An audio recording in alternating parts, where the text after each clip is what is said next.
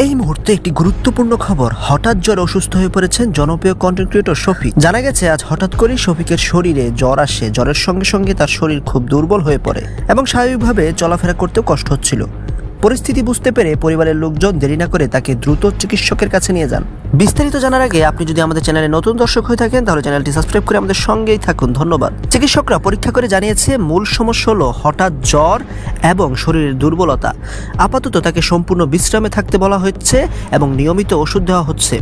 প্রয়োজন অনুযায়ী সাপোর্টও দেওয়া হচ্ছে বলে জানানো হয়েছে। পরিবারের পক্ষ থেকে জানানো হয়েছে এই মুহূর্তে শফিকের শারীরিক অবস্থা স্থিতিশীল রয়েছে।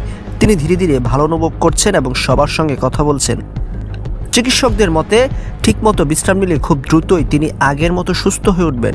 হঠাৎ এই অসুস্থতার খবরে শফিকের অনেক ভক্ত শুভাকাঙ্ক্ষী চিন্তিত হয়ে পড়েছেন।